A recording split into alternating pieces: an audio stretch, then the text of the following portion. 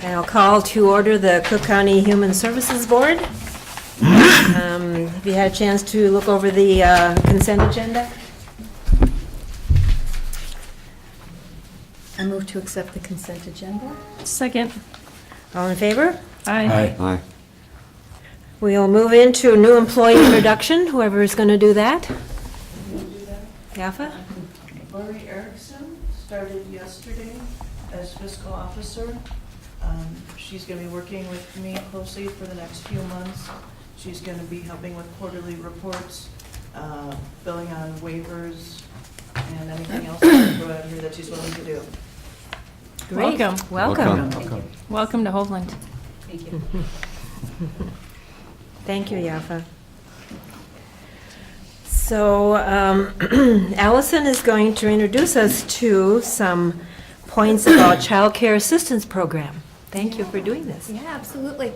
So I put together a PowerPoint presentation to kind of give you just a program overview and just kind of dive into maybe a little more specifics about the program in terms of our caseload and funding. We'll go ahead and get started. So, as you know, with Public Health Human Services, everything has acronyms. So I'll refer to this as CCAP throughout the presentation. So again, I'll discuss the kind of a basic overview of the program, talk about our current caseload. There's going to be some upcoming policy changes that will actually benefit the participants of the program. Talk about our basic sliding fee wait list and the funding allocation that we're anticipating for 2018. Talk a little about legal non-licensed providers, and then basic information on where people can apply, who they can contact. So about the program, CCAP can help make quality childcare affordable for families with low incomes so that parents may pursue employment or education that leads to employment. It can help pay childcare costs for children age 12 and younger, and for some children ages 13 and 14 who have special needs.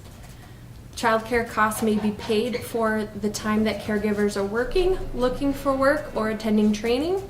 There is no time limit on childcare assistance as long as the household income is within the program limits for that specific family size. Childcare must be provided by a legal provider over the age of 18, and parents must cooperate with child support program requirements if there's an absent parent from the home. So CCAP is comprised of multiple sub-programs, and that determines the funding source for those programs. For the main one that we typically see participants in, it would be related to MFIP or DWP. MFIP is the Minnesota Family Investment Program, and DWP is a diversionary work program. Those are the two family cash programs that we also work with as eligibility specialists. Those programs are there to help families with children become self-sufficient. The program may help pay for cost while caregivers look for work or while they work an average of at least 20 hours a week.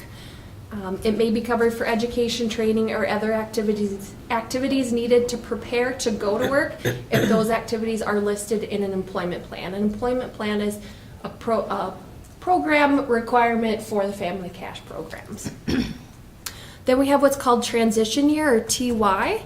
That's there to help pay costs while caregivers work for up to 1 year, sometimes longer, after their DWP or MFIP case closes.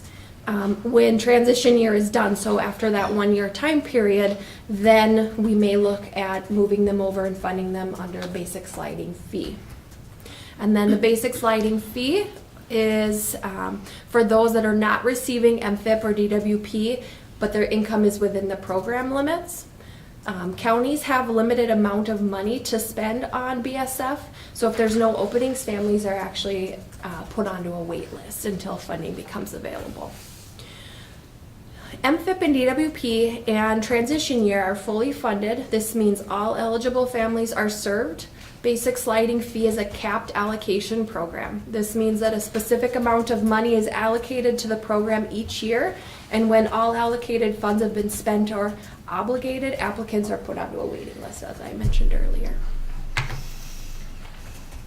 So how much does CCAP pay? So CCAP may not cover all childcare costs. I typically tell participants when they go onto the program, don't expect the program to pay for everything 100%. Just like with the financial assistance programs, it's more supplemental help. So there should be some expected out-of-pocket costs for them. The amount paid will depend on the family's income, the number of people in the family, and how much the child care provider charges. So I came up with a little graph to kind of help explain just exactly what goes into covering the cost for the child. So you'll have the total cost of the child's care. Then to the right-hand side, you'll have a proportion that is the client out of pocket, and then you have the amount that CCAP, the program, actually reimburses. And the state has set maximum rates depending on the child's age and the type of provider, whether it's a family child care provider or a center or a legal non-licensed. The program will reimburse up to that maximum rate. But if a client has a copayment, and that copayment is based, again, on the family's income and household size, that maximum rate is deducted by their copayment. So the copayment's always paid up front out of pocket by the client. And then whatever is left over up to that maximum rate by CCAP, and then potentially any further out-of-pocket expense from the client. Child care providers. So this is just discussion of the different types of providers that can be reimbursed by CCAP. So the providers may be licensed or non-licensed. Families have the right to choose their own provider. CCAP will not pay a provider who lives in the same home, though, as a child. And the 4 different types of providers, we have the licensed family child care providers, which we typically see in this area where the care is provided in the provider's home. Then we have licensed centers, so the care is provided at a center. Licensed exempt centers, it should be probably more so read as license exempt programs, but this includes programs operated by a school or a YMCA whose primary purpose is to provide care to school-age children. This could be camps licensed by the Department of Health. There's a long list of programs that are exempt from licensure listed in state statute. And this even includes the WISE programs like the summer camp, after school all-stars, and even their Wiggle Worms program that they currently have, which is set up as like a preschool program. And then we have legal non-licensed providers. So they go through the steps to be allowed to legally provide care, but they're not licensed through the state. They have to go through and complete the registration process with CCAP. They must pass a background check and then have current certifications in first aid and CPR. 3 important policies. Participants must report changes in the household within 10 days from the time the change occurs. This is very important if there is a move to a new county and the participants want to keep getting benefits and to avoid an overpayment, so having to actually pay some of that benefit back. Changes in the household may change the amount of child care cost paid. Again, that's looking at their copayment. Changes can include the number of people living together, income, their address, employment, and school schedules. Participants must pay the part of child care costs that CCAP does not pay. So when we talk about income limits of the program, families earning 47% of the state median income or less are eligible to enter the basic sliding fee program. Beginning October of 2016, that income level was set at $37,264 for a family of 3. So I have the chart on the right-hand side. That lists at the very top what the state median income is, and then 47% entrance level. So families would have to be at or below that $37,364 mark in order to qualify to enter CCAP. Families leave the Child Care Assistance Program when their earnings are greater than 67% of the state median income. So in October of 2016, that level was set at $53,122. Or they can exit the program when their copayment exceeds the cost of their care. So if a family's paying pretty much out of pocket for their entire expense, then really CCAP is not needed at that point. So the entrance and exit level income limits are different, and that's because the program they want families to be self-sufficient and earn more income, but the state doesn't want to take away their child care assistance because you need child care in order to work. So that's why there is such a wide range for a family once they enter the program to earn more income and still be eligible. One of the changes that they would see is their biweekly copayment will actually increase, and that's the farthest column to the right there, that biweekly copayment.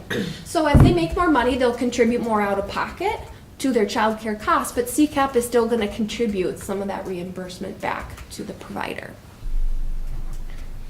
And just to note too, these income limits were set October of 2016, so October of 2017, there'll be some slight differences to these income tables too, but they haven't released those yet. So we're looking at our caseload, current caseload and caseload in the past, just the trends. I took over the caseload from Andrea back in February of 2016. At that point, we had 6 total CCAP cases. Right now, I have 16. So it's been a significant increase in caseload. Again, that covers all MFIP, DWP, transition year, and basic sliding fee cases. Just a breakdown right now in September, looking at that 16 number. Of that, 7 are basic sliding fee. 4 are transition year, so those are 4 families that have gone off of the family cash programs and are still receiving the CCAP benefit. And then 5 current families are on MFIP or DWP. But definitely trending increased caseload, and that you could also kind of tell, like towards the winter months too, our cases naturally increase too. So policy changes. The state, I'll just read this here. The family eligibility and child care authorization changes bring Minnesota into compliance with most federal requirements, including creating 12-month eligibility periods for families. During the 12-month eligibility period, the benefit amount that an individual family or child receives is not reduced, except in limited situations. This helps parents find and keep employment and improve school readiness by keeping children in childcare with fewer disruptions and more consistent schedules. So these changes will start taking effect and be implemented beginning October 23rd, and they'll last into 2018. They're kind of some staggered changes, so not everything happens at once.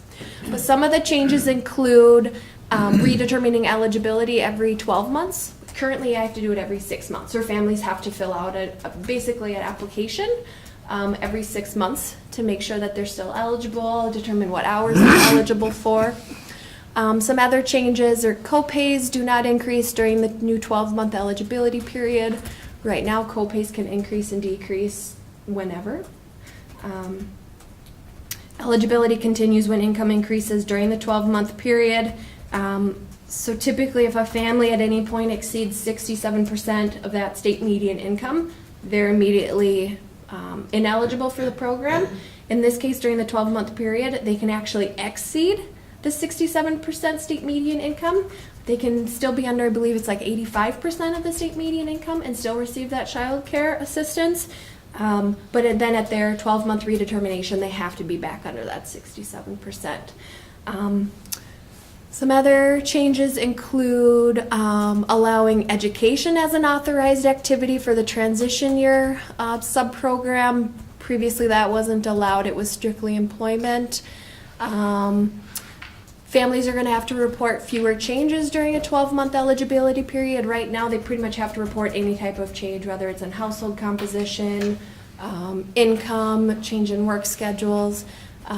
So it's going to be much easier on families to not have to remember to report every little change to me to update their case file.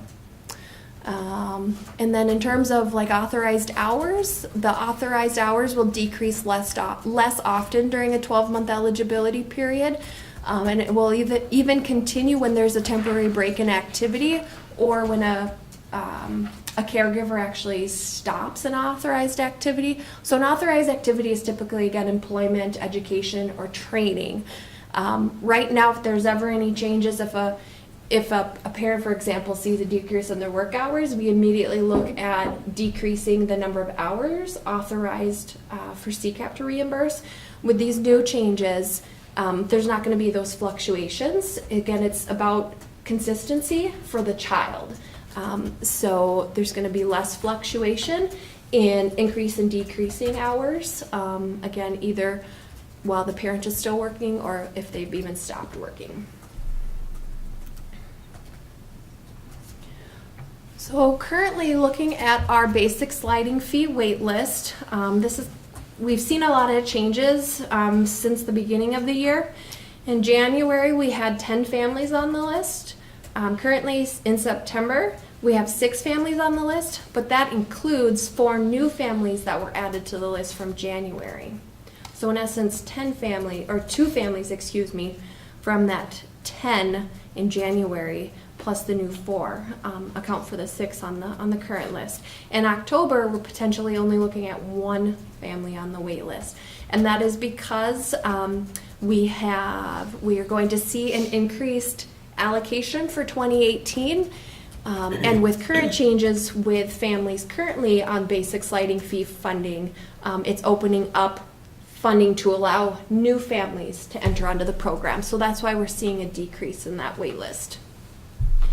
And again, potentially 1. We have 1 right now on the wait list. We've sent applications to the remaining 5 families on the list based on anticipated funding that we would have for those 5 families.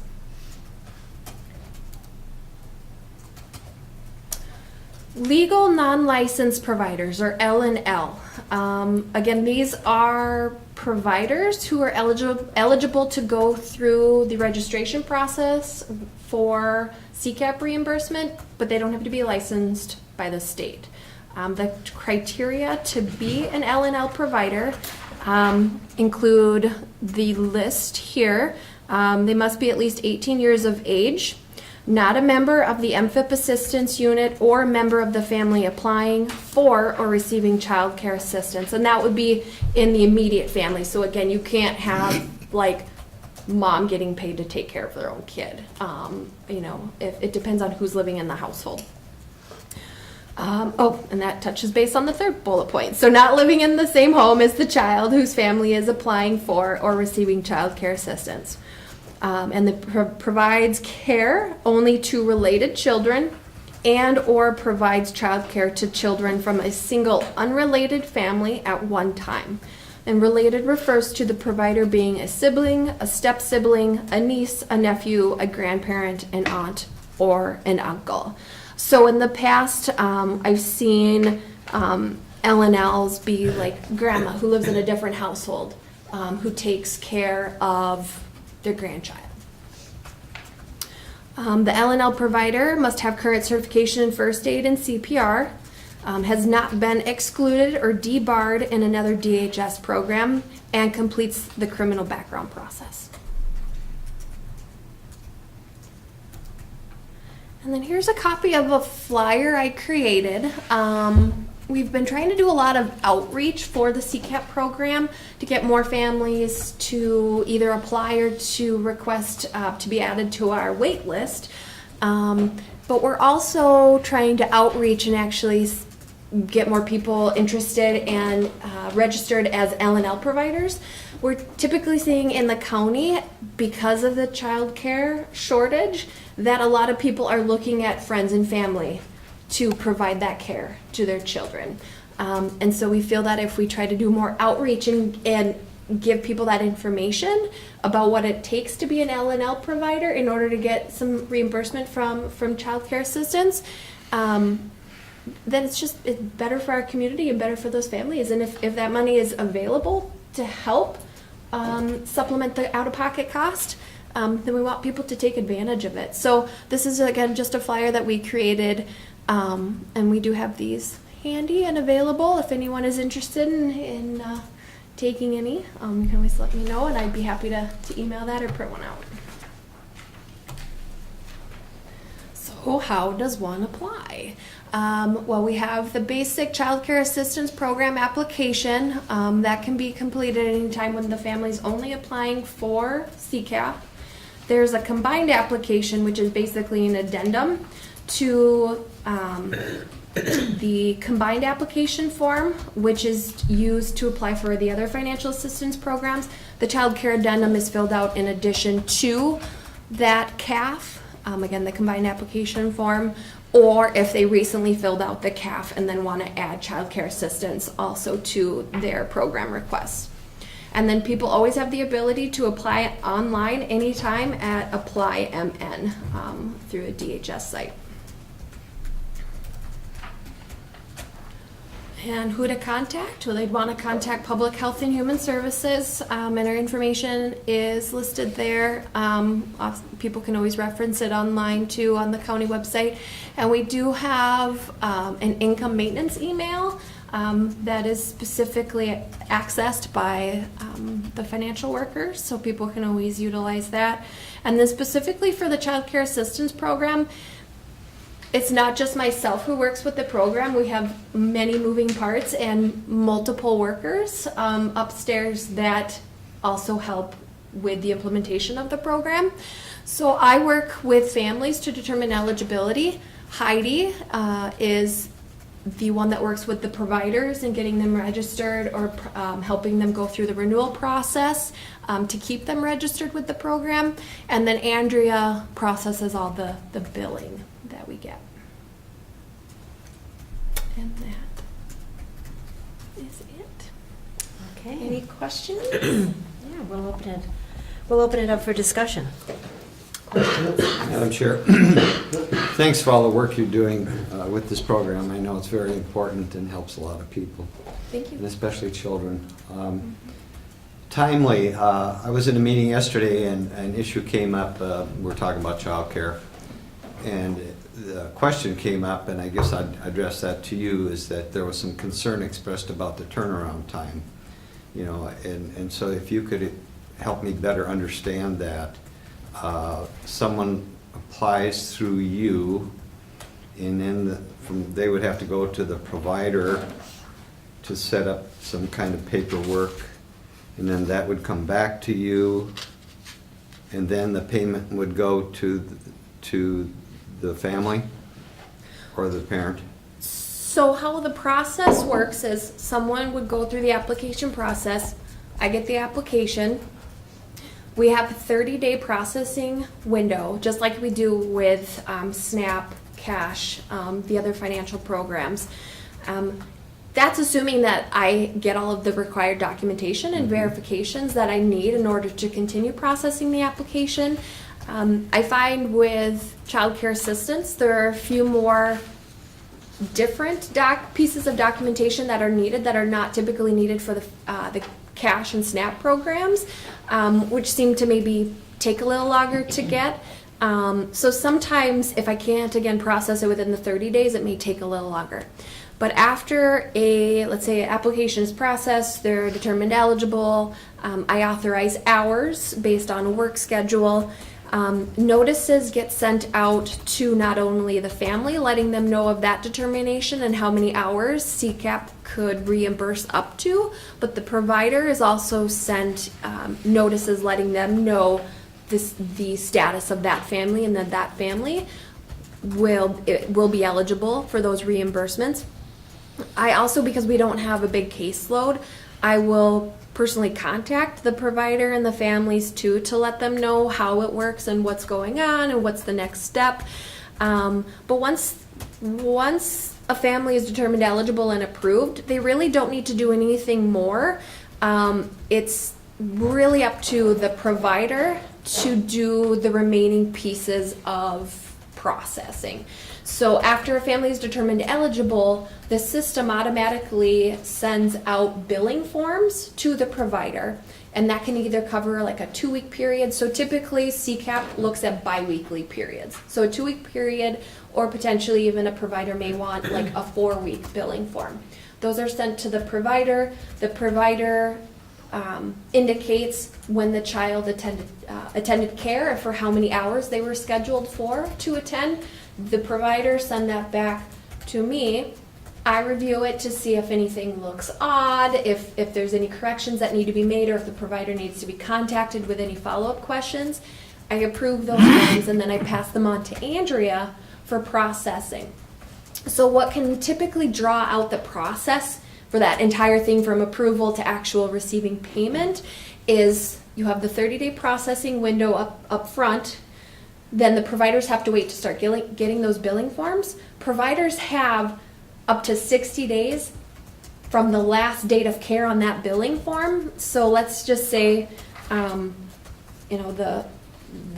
biweekly period of, let's just say 9/19. They have 60 days, so 2 months from today to turn in that form. And then once that form's turned in, Andrea has up to 30 days to actually process the payment. So I think that's where it feels like that is a very long process. Initial process. Yeah, because there's a lot of moving parts and a lot of different people involved in having to provide the information ultimately to provide a check to that provider. Could they conceivably charge tell the provider that, I'm sorry, I don't have the money until I get my CCAP? Potentially, that would be up to the family and the provider to work out those details in the meantime. And that's typically what I tell families.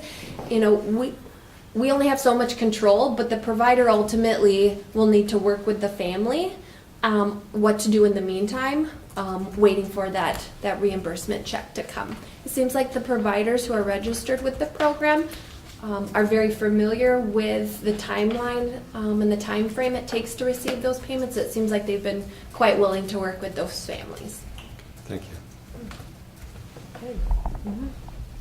Can they so if a family starts the process, can the provider bill back during the process of approval, or do they only get approved after?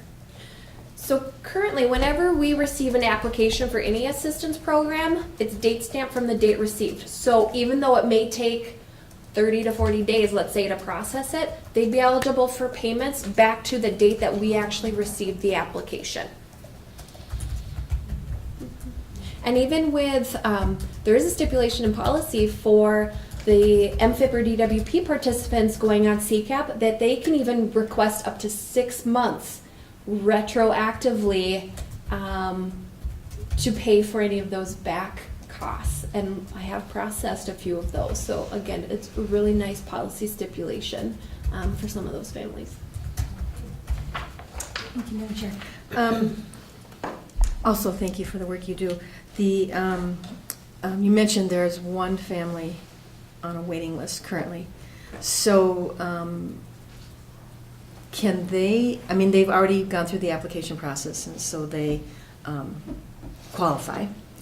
And so in the meantime, until is it because there's not funding yet? That's the reason they're on a waiting list. It's not because there's not room in a daycare. It's because there's no, we've used up the funding for this year. Do they have to wait then until January of 2018? Is that kind of? So currently, I just wanted to mention one thing. So people on our BSF waitlist don't need to go through the application process up front to be added to our waitlist. We know that we have limited funding, and we typically have always had a wait list. So if anyone calls and they're not on a family cash program, I first discuss with them where their income currently is at to see if they potentially would qualify for the program, if it appears that they would be, or potentially could qualify. Whenever their name comes to the top of the list for funding, I add them to the wait list. And then when their name comes to the top, we have funding, then they would actually go through that formal application process, because don't want to make them go through all the paperwork and whatnot, when it's not required up front. But our current family that's on the wait list, they're anticipating changes with income after the first of the year. And looking at our current allocation going into 2018 and what we still have kind of left to spend for 2017, in order to keep our allocation going into 2018, we need to spend at a certain level of what our current year's allocation is. So Yafa and Allison are very instrumental at, and of course DHS is constantly providing reports too. They're very instrumental at looking where we're at in the current year to where our allocation levels should be to make sure we don't actually lose funding. And if we need to add families to increase that spending, that's where we look at sending applications to our wait list. So with the 6 families that we had on the wait list, and knowing that the bottom family is expecting changes that could potentially make them eligible, we chose to only send applications to the top 5 because based on number crunching, we felt that we would have enough funding available to fund those 5 families. Again, very complicated. We sit in our office like, oh my gosh, this is yeah. Wow. But we want to be able to provide care for as many families as possible. So we even sometimes deal with, well, we don't want to underspend because then that actually could cause us to lose money the following year with our allocation from the state. So sometimes we even look at, well, maybe we should overspend slightly because we're still helping those families. Thank you. Yes. Right. This is kind of a larger policy question, but is there any concern over the stability of the funding from the state, or if there's federal money behind that? Oh, I'm not sure. Does it come from? I think it's all state funded, but we have not have heard of any instability coming from the state. I mean, it feels like there's been a lot of discussion about childcare, not only in our county, but statewide. There's a huge shortage, and it's very expensive too for families, and childcare is needed in order to allow families to work and be self-sufficient. So it wouldn't appear, and we haven't heard anything that CCAP or the funding for the basic sliding fee program would be in jeopardy at this point. Okay. Thanks. So when the money comes in, does it like come in a fiscal year? Or do you get it like January 1st and then you hopefully that you have it over the year? Or how does the money come in? Oh gosh, it's Yafa here. It's a calendar year allocation. Calendar year. Oh, calendar year, Yeah. okay. Yeah. So January, basically. Okay, and then you hope that that amount will fill what you need here? Yep. They've been providing updates throughout 2017 for our allocation for 2018. So we're fitting our needs based on our basic sliding fee families, based on that anticipated allocation. And so, yes, that allocation is anticipated to definitely cover the needs of our current families for next year. So we've been talking, a lot about childcare, basically in Cook County, and you feel a particular need for childcare. Not that I want any in-depth conversation, but just what are your thoughts about where you think we are going as far as childcare in Cook County, and what do you see needs to be done generally? Wow, gosh, I forgot this thought. In 5 minutes. Are you looking at anything particular or just like a general Yeah. picture? Mhm. Okay. Well, it's hard because I'm not only a eligibility worker working with families who need these services, but myself have children in daycare. So I have multiple viewpoints. Daycare is hard. I've been through those struggles. I started off at a provider that all of a sudden had to leave and close her doors, and I had an infant and was in the spot that many families currently are at of like, oh my gosh, what do I do? Infant spots are impossible to get. So I've had my own struggles going through that, and just seeing the families on our cash programs struggle to find care. It really reinforces the fact that we need more providers. We have several cash cases where these families want to work. They want to be able to provide for their families, but they can't find childcare. So it's kind of like between that rock and a hard place. It's wanting, again, to not be on these programs, but needing to be, because that vital service of childcare they just can't find. Which is hard, because then we also have this program which is there to provide them for those costs, but if they can't find care, then they really can't utilize this program, which is unfortunate. So generally it's really hard up here, but it sounds like it's not unique to our area. It's statewide. Being a daycare provider is really hard. I don't know what I'd do without daycare providers. You know, most of us, we would be able to work, and it's a hard job. So you can't say enough about providers.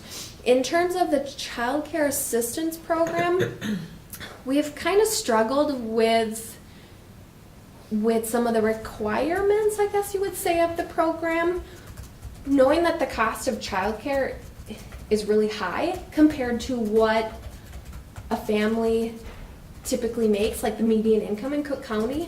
The cost of childcare is pretty substantial compared to their annual income. And that's hard because a lot of the families up here that have childcare spots make just enough money that puts them over the income limits to actually enter and be able to receive childcare assistance. And so that's been really difficult, is not only with the general shortage of childcare, that means that there are limited spots and a limited amount of families that could utilize childcare, again, to pay a provider. So it's almost like we have this resource that's kind of being untapped because we only have a limited amount of families with a provider who fall within the income limits, again, that would be eligible for the program. And so that's why reaching out and seeing if we can get more L&Ls registered, or even potentially seeing if the state could change some of their income requirements and bump it up a little. Maybe we'll get more families that can actually benefit and not have this huge burden of childcare cost on their shoulders. Right. Well, you know, we've had some good dialogue in the community, a few meetings, and I know it's an issue in the whole area, East End, maybe not so much, I don't know, West End, you know, and so I think hopefully we can just keep the dialogue going and keep it on the front burner and, you know, try to deal with some possibilities, because I think when we put our heads together, we can come up with some solutions. And so I appreciate your thoughts on that. I do have a question about the flyer that you put together. Is that available online if folks want it, or how would? We haven't put it online yet. We could. Yep. Share it on our Facebook page. We've been doing some outreach on Boreal, Facebook. Okay. Absolutely, we can get it out there. And if you could get me a copy, I'll take it to my townships too. Sounds great. Okay, any other questions? Yes. I just wondered, what is would you say, an average cost for a preschooler for 5 days a week daycare? And the other part of that question is, does the CCAP program and the family's copay equal what a private pay would pay, so that there's no rejection of the CCAP families for economic reasons by the providers, if that makes sense? Okay. So, just in general, what our local providers charge, it could be anywhere from $28 to $40 a day. So for a preschooler, that gets to be a little tricky because they potentially may be paying for full day care for 5 days, or if they're at a provider, which only charges like a half day rate, depending on if the child's going to, say, morning preschool and then transitioning to daycare in the afternoon. So there can be a wide range, again, between 28 to 40. So if it's $40 a day, that's $200 a week. So roughly it's like $10,000 for full-time care for one child a year.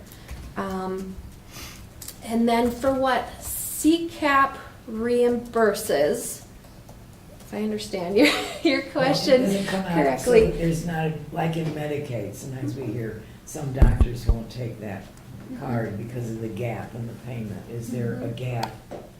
No. There is no gap.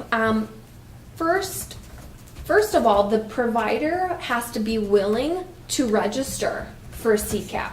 So we actually do have some local in-home providers that are not registered with CCAP, but that is simply, I think, because they just have not had any families in their care that have been on the CCAP program. But there's no gap, there should be no anticipated gap in providers receiving the full amount of reimbursement for the cost of providing that child care. It would be a combination of the reimbursement from the child care program, from CCAP, and then in addition, what the family is required to pay out of pocket to make up for that gap. Okay, good. Yeah. Thank you.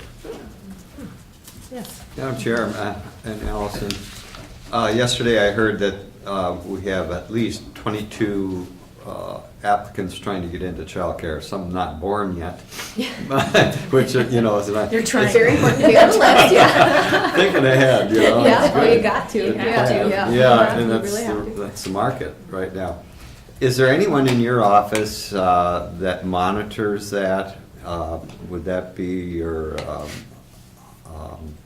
licensor that has a handle on, you know, what is the waiting list, what is the need countywide, or is that provided through another source, like, you know, you would have to poll all the providers to see how many applicants have, and of course some of those will be duplicates. So what I'm getting at is, do we have some kind of number of unmet need that could pop up in the next 6 months, you know?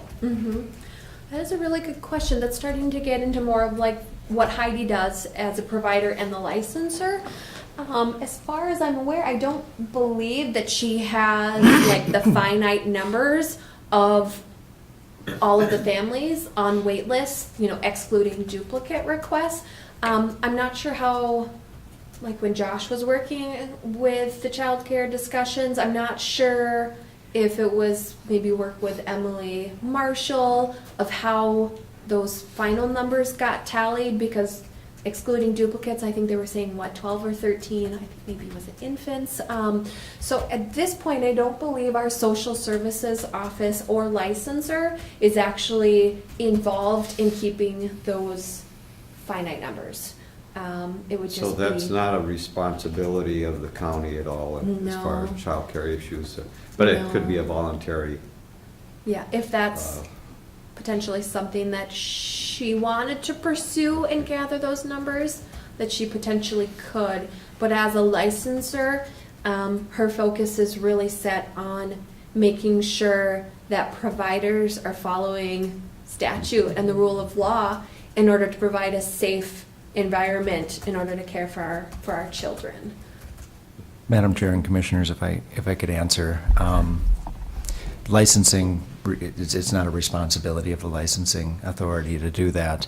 As a matter of being involved in the community and doing good work and understanding the context within which we're making policy recommendations, that is work that Sue had been working on, that Beth Schwartz had been working on, that the child care committees had been working on collaboratively, that Josh Beck had continued to work on.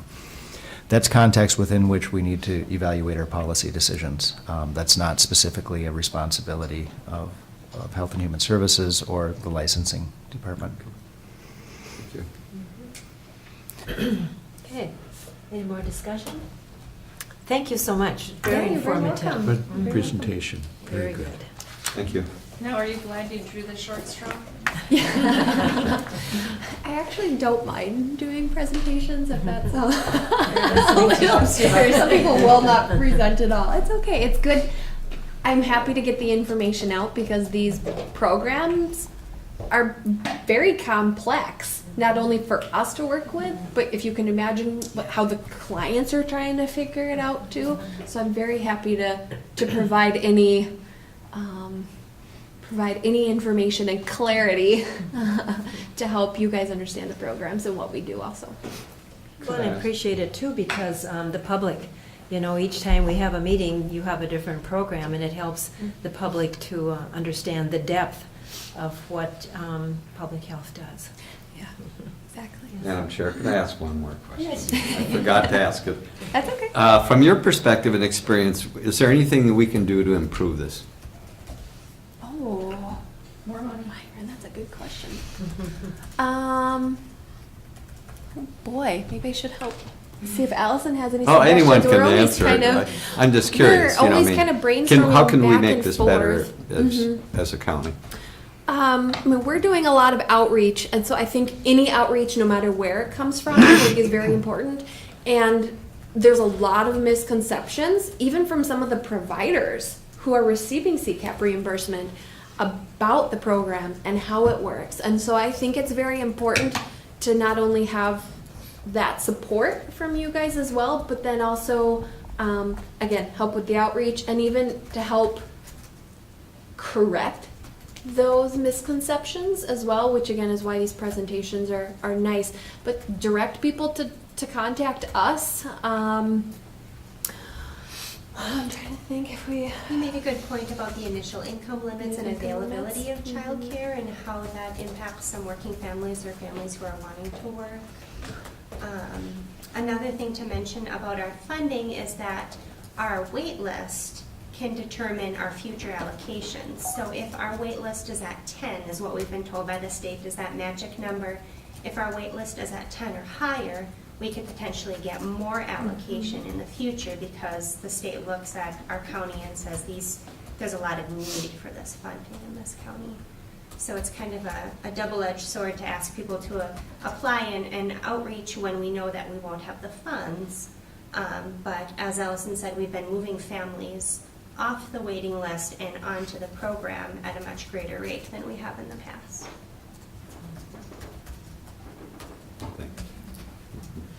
Thanks so much.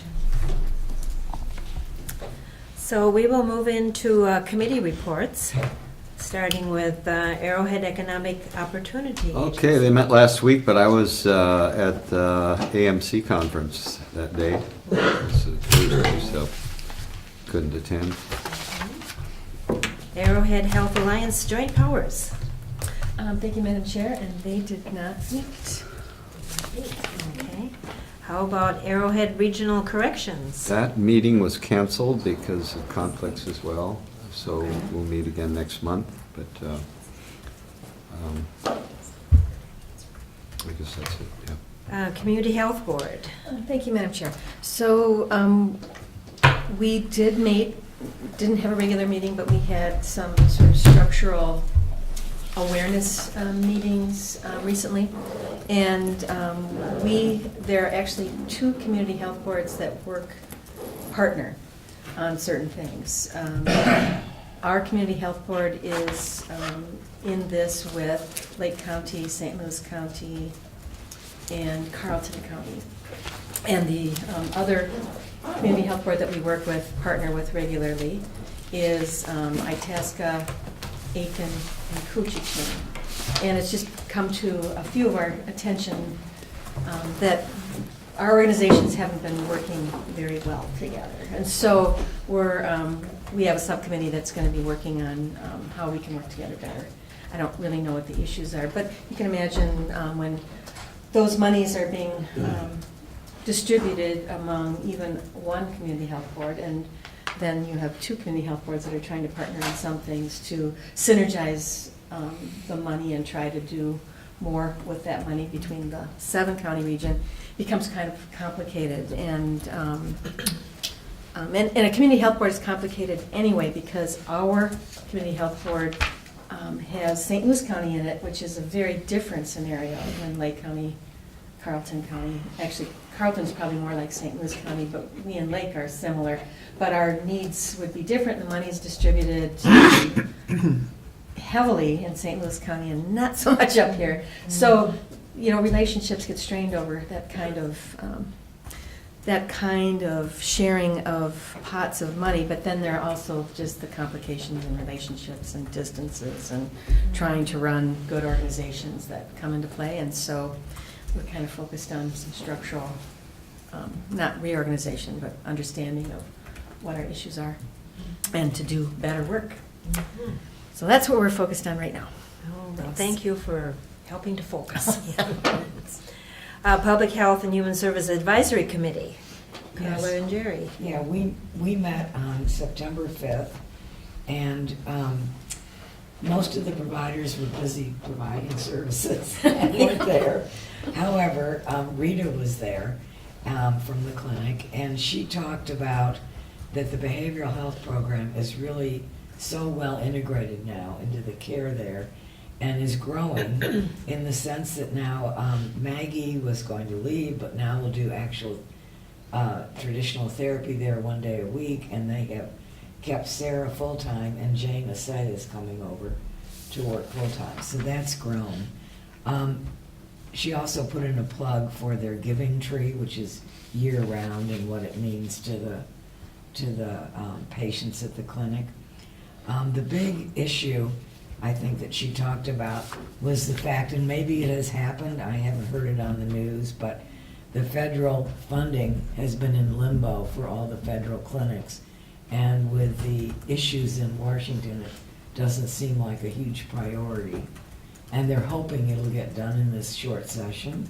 And if not, the organization is going to, the clinics administrators, push for retroactive funding. It's always had bipartisan support, but it's getting kind of lost in the shuffle.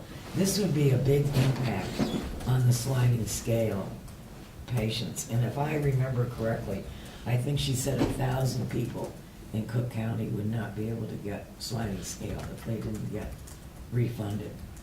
And I think the cut was $1 million. It's $1 million in about Yeah. a $4 to $5 million budget. Right, yeah, so that could have consequences. So we just have to hope that it will. Hope and contact our Hope and contact legislators. legislators. Right, yeah. Hope and action. Yeah, that it will. And the only other thing is, and I won't go into any details, but we had our bylaws rewritten and approved last spring, and as you know, it clarified more what we're supposed to do. So we're spending a lot of time figuring out how we'll accomplish everything in the most efficient way. And I can't say enough about how engaged the citizens in the group is. We actually did one of the things we were talking about, and that is have a subcommittee Right. meet to work on something, which was this community grants, review of the community grant applications that I think you've already had presented to you. One other item is that there's a community health assessment done, I believe it's every 5 years. And that's coming up for another round. Joni was telling us that there's a meeting planned which we as advisory committee members are invited to attend, and others, to begin the planning process, and that's going to be on October 3rd. And Louise Anderson of the Community Health Board and Janelle Nelson from the Department of Public Health will be running that meeting, and it'll be brainstorming and trying to gather input on what are the needs, what are the health needs of the community, so that a new assessment can be put together. So that is coming up on the 3rd of October. Where and when on that? Pardon? Where and when? Here. Here? I Okay. believe right in this room. And it's a 4-hour meeting, What time does it start? from 12 to 4 on the 3rd of okay. October. And if I could interject, I would contact Joni if you're interested, because there was a woman not in Cook County you had to RSVP to in order to be on Yeah. the list. Yeah. Yeah. Whose name is gone. Joni has it. Okay, thanks for that report. Health Care Planning Committee that I go to. The thing that stands out for me from that meeting was the fact that Rita is looking into the future of hiring another doctor, and the importance of that right now. And yesterday in the Duluth paper, there was an article about everyone's looking for more doctors, especially in the rural areas. And the fact that some people say, well, in order to attract them, you need to live in a really exciting place where there's a lot of things going on. And versus working in a corn and bean field area in southern Minnesota, and like, yes, we have the best place, you know, or one of the better places. So, you know, she's thinking ahead and understanding and realizing that down the road, perhaps there will need to be a new person added to the staff. So, and then, of course, a lot of the funding, I think that was supposed to be done by September 30th. And hopefully the retro will happen then if they don't do the part they're supposed to do out there. But we can certainly call our senators, and calling is really a better way than emailing because you get right to their office. You may not talk to them, of course, but you can talk to their secretaries and people that work there, and they tabulate all this. So it's important that we have our voice heard. North Shore Collaborative. Thank you, Madam Chair, and they did not meet. Okay. And Emergency Preparation Committee? Seriously? Madam Chair, they also did not meet. Just missing meetings. You hardly went to any meetings. Well, there were a lot of others. I just have a comment in regards to our meetings over in Brainerd. I attended one of the health committee meetings, and it's both disturbing, but it's also enlightening to know. The topic was on prison numbers of people, of parents who are incarcerated, and the fact that on any given day in the state prisons, there's over 10,000 children that are affected by it.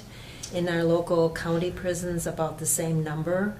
And the discussion was how to help the children deal with that and be able to visit their parents. And some counties are making it a little more accessible and a better room for them to meet with, and the state, they're also recognizing the fact that that needs to be done in a way that the children understand, you know, the implications of going to that room, and so they're making the room more child-friendly and that type of thing. So that was pretty awesome to hear about that. I think you were at the same meeting. Yeah, and can I just follow up Yes, on go that? ahead. Because I think the theme of a lot of public health and human services talk during this two-day meeting was about the kids and the trying to prevent, counties working to prevent bad things from happening to kids, and that the prisons are starting to realize that and in a lot of the programs, that the people who are struggling now are like third generation. So we talked a lot about the ACEs, which is, I can't remember what it stands for. Immersive childhood experiences. Yeah, and so realizing that now we're starting to see third generation, fourth generation ACEs, people that are still stuck in the program, and that are, from an economic standpoint, that are costing counties an enormous amount of money.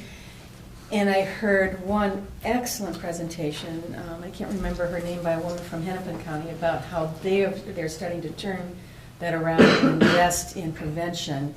And they've sold it to the constituents, and that we will save way more than we will spend up front in the long run if we turn this table. And if we don't turn the table, we're going to be looking at huge increases in spending needs in the future. So to me, their program is working, and I'm hopeful that maybe more counties will be able to pick up and do this work in the future, and we will be saving lots of money in the future if we do the work now to create prevention programs. And I know we talk about it regularly at county board meetings, how we can never quite get to that prevention piece, which is also why we're grateful for organizations like the Y to come along and do some of that work. And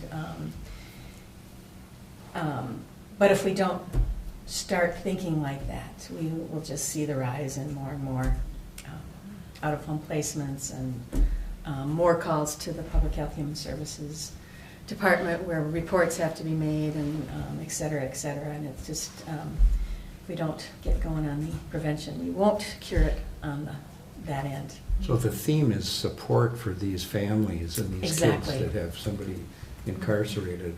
Yes. Sounds like, I mean, making a nicer environment in the visitation room is the tip of the iceberg. This is only the beginning. What are the other ways to Yeah. support families? What kinds of services, some of which we're doing, but what additional things can be out there to reduce the amount of distress that kids in particular are going through and dysfunction in families?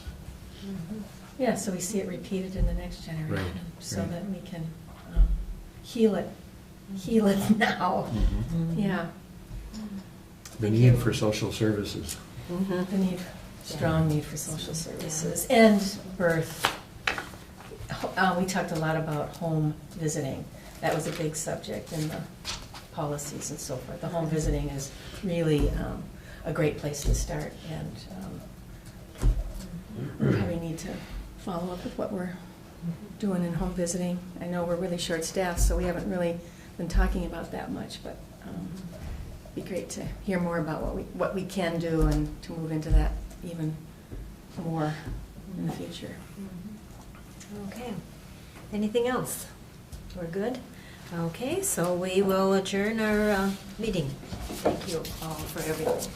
And we are adjourning our meeting at 9:30, and because we have our meeting, regular board meeting advertised for 10 a.m., we shall begin at 10 a.m. At 10:15. Yeah. We'll wait to take our break until 10 a.m., just kidding. We will begin our regular board meeting at 10:15. Thank you.